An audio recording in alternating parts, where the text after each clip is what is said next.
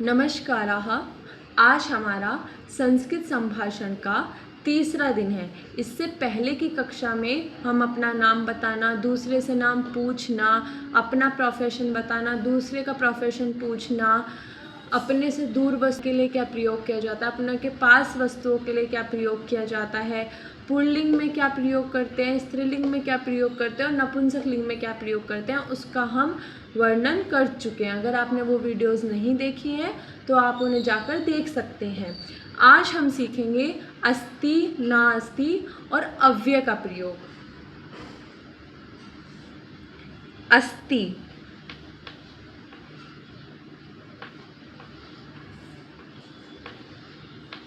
अस्ति मतलब होता है। अस्ति मतलब है। नास्ति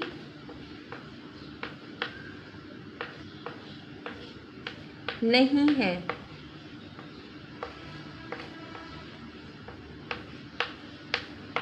अस्ति का मतलब है और नास्ति मतलब नहीं है।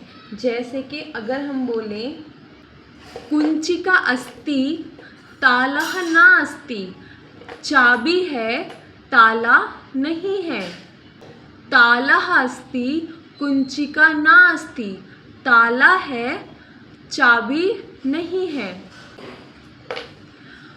कुंचिका अस्ति चाबी है, तालः अपि अस्ति ताला भी है। अपि का प्रयोग करते हैं हम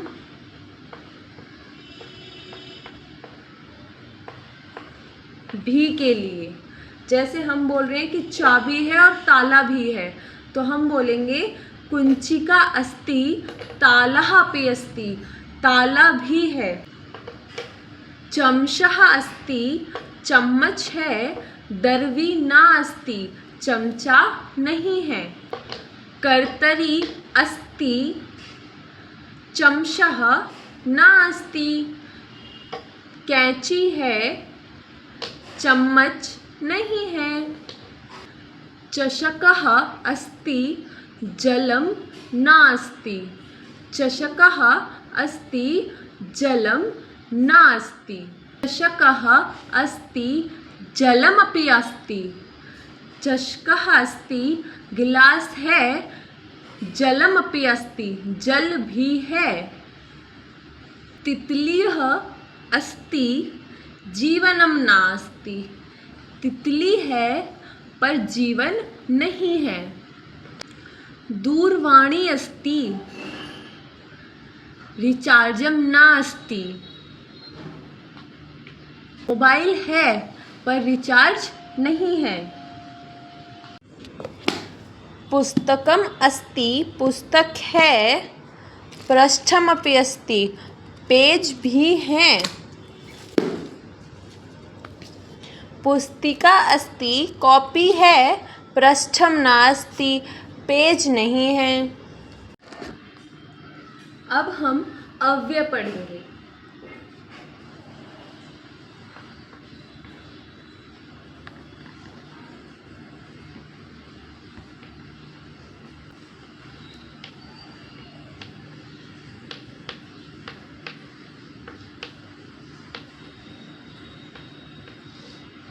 अव्यय स्थानवाचक वे होते हैं जो लिंग और वचन के अनुसार बदलते नहीं हैं, जिनमें कभी भी, जिन वर्डों में कभी भी चेंज नहीं आता है। जैसे अत्र, अत्र मतलब यहाँ।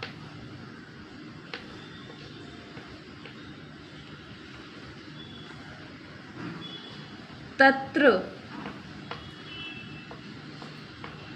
वहाँ।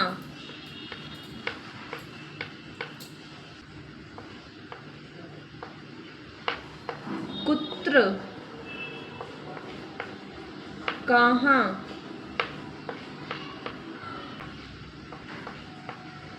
सर्वत्र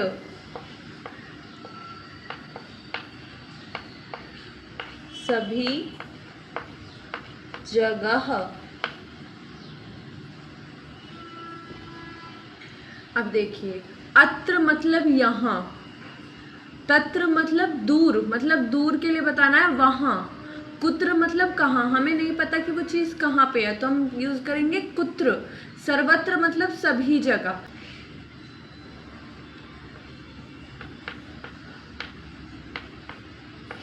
अन्यत्र, अन्यत्र मतलब कहीं और।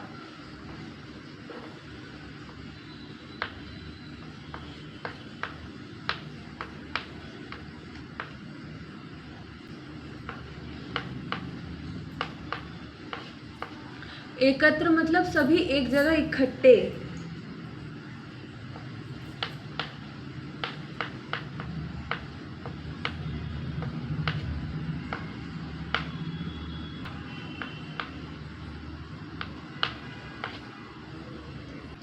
अब कुछ एग्जाम्पल देखते हैं, जैसे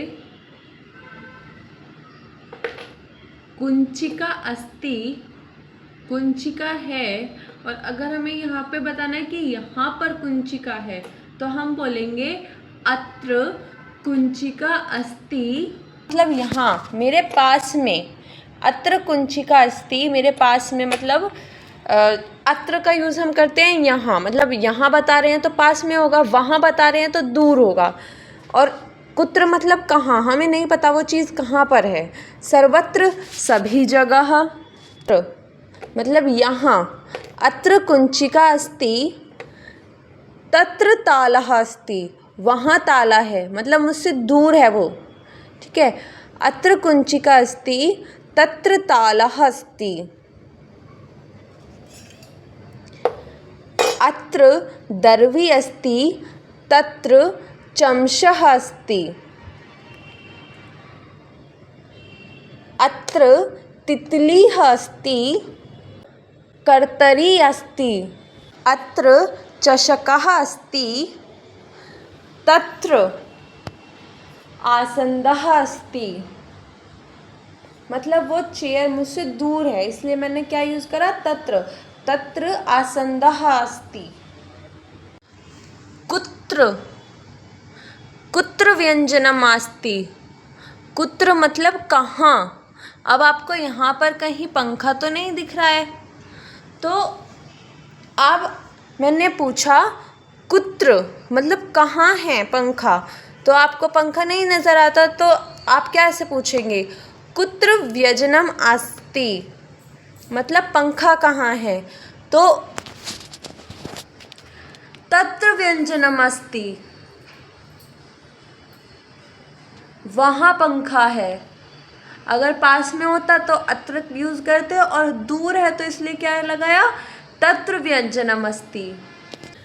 सर्वत्र, वायु सर्वत्र अस्ति। वायु मतलब हवा सब जगह है, वायु सर्वत्र अस्ति। जलम सर्वत्र अस्ति, जल सभी जगह है। प्रकाश सर्वत्र अस्ति, प्रकाश सब जगह है। अन्यत्र मतलब कहीं और, आपको नहीं पता वो कहाँ है, हमारे पास में नहीं है, वो कहीं और है। जैसे कि नरेंद्र मोदी महोदय अन्यत्र अस्ति, नरेंद्र मोदी महोदय कहीं और हैं। जैसे जयपुर, तो जयपुर नगरः अन्यत्र अस्ति, कि जयपुर नगर कहीं और है। मान लीजिए ये बच्चों का समूह है,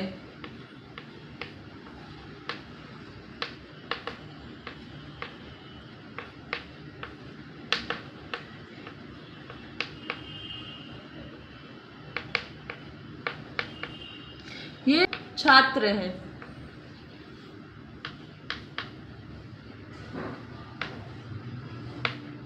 ठीक है।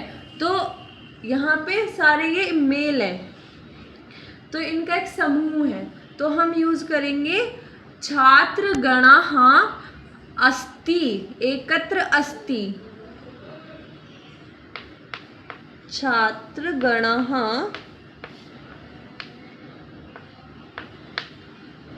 एकत्र अस्ति, छात्रों का यहाँ पर समूह है। अब इसमें एक इम्पोर्टेंट नोट है, अगर जो हम जिस भी चीज़ का समूह बता रहे हैं, अगर वो लिविंग थिंग है,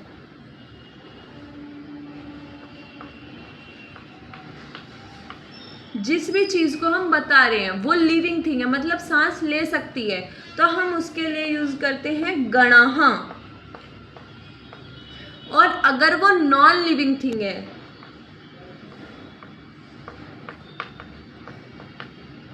मतलब सांस नहीं ले सकती, जैसे कि मेज, कुर्सी, तो इसमें हम समूह